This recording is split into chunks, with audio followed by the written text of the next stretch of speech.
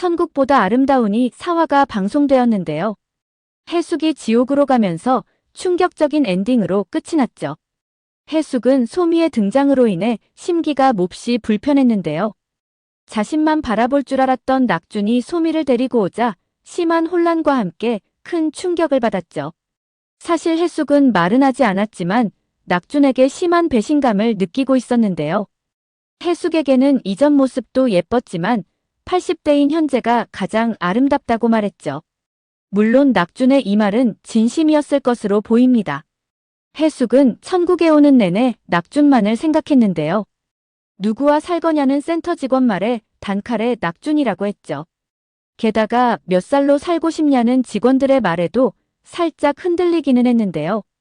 하지만 낙준이 가장 예쁘다고 했던 현재 나이를 선택했습니다.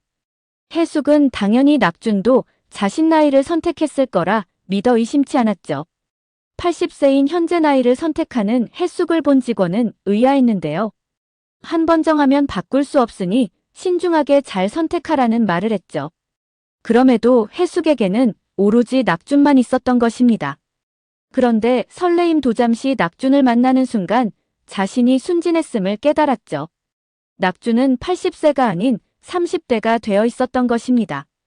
어쩌면 낙준에게는 당연한 일이었는데요. 그는 30대에 사고로 다친 이후 방에 누워만 있었죠. 그런데 새로운 삶이 다시 주어졌는데 80세 나이를 선택할 이유가 전혀 없었던 것입니다.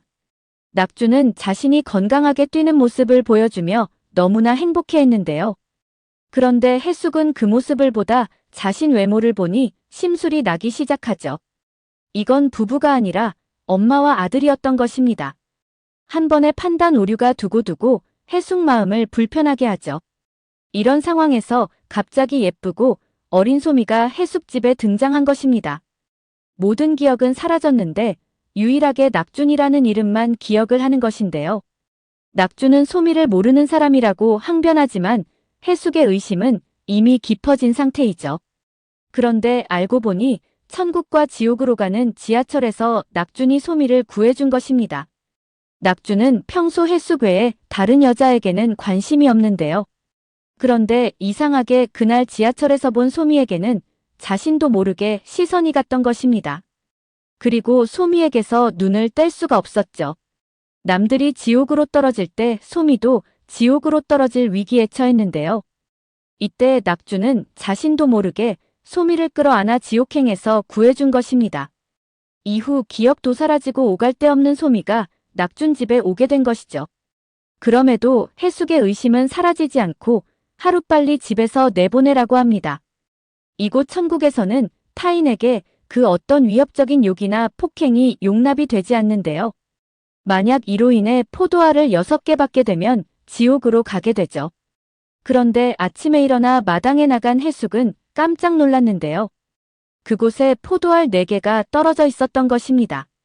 그런데 영상을 본 해숙은 더 분노하게 되죠. 모두 소미의 등장으로 인해 자신이 폭행을 행사했던 것입니다. 즉 소미가 없었다면 포도알 따위를 받을 일이 없었던 것이죠. 그때 누군가 해숙집을 방문하는데요. 바로 포도알 4개를 받았기 때문에 교화 수업을 해야 한다는 것입니다. 이는 몇백 년 만에 처음 있는 일이라고 말하죠. 해숙은 센터장의 배려로 교회에서 교화 수업을 받게 되는데요. 그런데 신자는 단 한 명 해숙에 불과하죠. 해숙은 친딸처럼 키웠던 영애가 걱정되면서도 보고 싶었는데요. 혹시나 하는 마음에 센터로가 영애 소식을 확인하죠. 그런데 알고 보니 영애가 지옥에 가 있었던 것입니다. 4화 엔딩에서 영애가 지옥에 있는 모습이 확인되었죠. 그런데 어찌된 일인지 소미에게서 영애의 모습이 보이는데요. 잠자고 있는 해숙 주머니에 손을 넣는가 하면 갑작스런 위험한 상황에서 우산을 펴죠. 누가 보면 영락없는 영애인데요. 그리고 영애가 지옥에 있다는 소식에 소미가 영애라고 확신을 하게 됩니다. 소미도 원래 지옥으로 가야 했으나 낙준에 의해 오지 말아야 할 천국에 온 것이죠. 이후 급속도로 영애와 친해지는데요. 낙준이 보기에는 아닌데 영애라고 확신하는 해숙으로 인해 몹시 걱정될 뿐입니다. 그런데 5화 예고에서는 해숙이 지옥으로 가는 장면이 연출되었는데요. 이에 낙준 또한 해숙을 구해야 한다며 지옥행을 선택했죠. 결국 소미만 남긴 채 모두가 지옥에 가게 됩니다. 과연 그곳에서 영애를 만날 수 있을까요? 영애는 어떤 이유로 지옥에 가게 된 것일까요? 영애는 해숙이 죽은 이후 많이 힘들어했는데요. 확률상 스스로 생을 마감했을 확률이 가장 높아 보이죠. 지옥에서는 스스로 죗값을 다 치르게 되면 천국으로 다시 올 수도 있다고 했는데요. 과연 이 세 사람은 다시 천국으로 올 수 있을까요? 그런데 좀 아이러니한 게 정작 지옥으로 가야 할 사람은 가지 않고 해숙과 낙준이 가게 된 상황인데요. 과연 이것이 우연일까요? 어쩌면 이 상황을 누군가 의도적으로 만들어낸 것이 아닐까 하는 생각이 듭니다. 사화에서 보면 센터장이 유독 해숙에게 관대하면서도 관심이 많은데요. 교화 수업도 해숙 나이와 여러 상황들을 고려해 편하게 받을 수 있게 교회로 가게 했죠. 센터장은 해숙이 포도알을 4개 받은 이유에 대해서도 다 알고 있었는데요. 낙준에게 해숙 마음을 잘 달래주라는 당부까지 했습니다. 물론 센터장이기에 천국에 있는 모든 시스템을 관리하는 관리자로서 알 수도 있죠. 그렇다면 해숙이 왜 포도알을 4개를 받게 되었는지 이유도 알 것으로 보이는데요. 또 하나 해숙을 지켜보고 관찰하고 있었다면 소미 정체도 알았을 것으로 보이죠. 특히나 소미는 천국에 있어서는 안 되는 사람이기에 센터장은 그를 보는 순간 눈치를 채는 것이 맞습니다.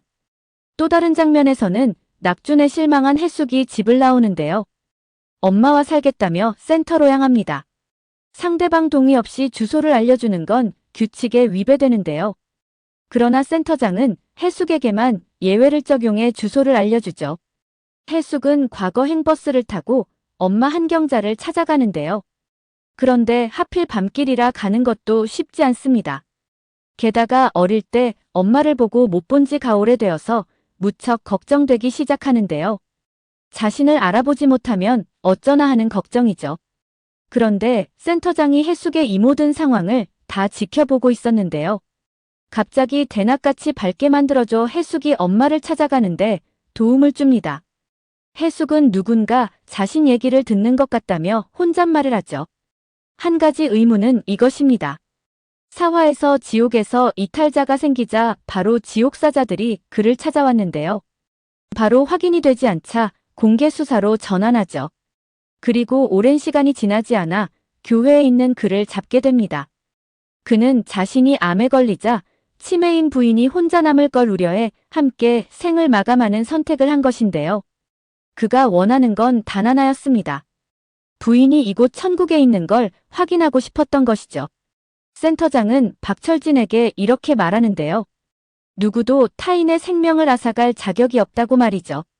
죽음 또한 삶의 일부이고 삶의 결정권은 각자에게 있다고 말합니다. 센터장은 지옥은 저울과 같은 것이라고 말하는데요. 죗값만큼 벌을 받으면 된다는 것입니다. 그리고 죗값을 치르고 나면 다시 기회를 얻을 수 있다고 조언하죠. 하지만 여기서 계속 버티게 되면 결국 소멸하게 될 거라고 경고합니다. 그렇다면 소미에게는 왜 이런 것이 적용되지 않은 것일까요? 소미는 지옥사자들이 박철진을 잡으러 왔을 때 자신을 잡으러 온 것으로 착각하고 옷장 안에 숨었는데요.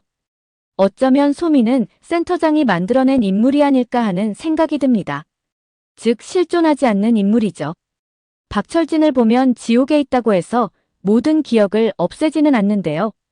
더구나 천국에 있는 자는 더더욱 기억을 가지고 있죠. 그렇다면 왜 소미만 기억을 없앤 것일까요? 어쩌면 애초에 해숙이 지옥으로 가는 것은 정해져 있었던 것이 아닐까 하는 생각이 듭니다. 해숙 자신조차도 자신이 천국에 있는 것이 맞는 것인가 하는 것에 끊임없이 반문했었죠. 해숙을 지옥으로 보낸 것에는 어떤 의도가 있을 것으로 보이는데요. 어떠한 것에 있어 실험 대상이 될 수도 있고 말이죠. 천국에서 80세는 유일하게 해숙뿐인데요. 센터장은 해숙이 지옥으로 가는 순간 낙준도 갈 거라는 걸 예상했을 것으로 보입니다. 결국 이 판을 짠 사람은 센터장으로 보이는데요. 지하철에서 소미에게 눈을 떼지 못하게 만든 것도 그를 집으로 데리고 와 해숙이 포도알을 받게 만든 것도 그의 작품이죠. 5화는 지옥이 배경이 될 텐데요. 해숙과 낙준, 영애가 각자가 지은 죄값을 치르는 장면이 나오지 않을까 싶습니다. 그리고 다시 천국으로 돌아오게 될 텐데요. 낙준이 천국의 우편 배달 부이듯 해숙도 센터장의 버금가는 큰 역할을 맡게 되지 않을까 싶습니다. 그것이 센터장이 그린 큰 그림이 아닐까 싶습니다. 오늘 영상은 여기까지입니다. 구독, 좋아요는 언제나 제게 큰 힘이 됩니다.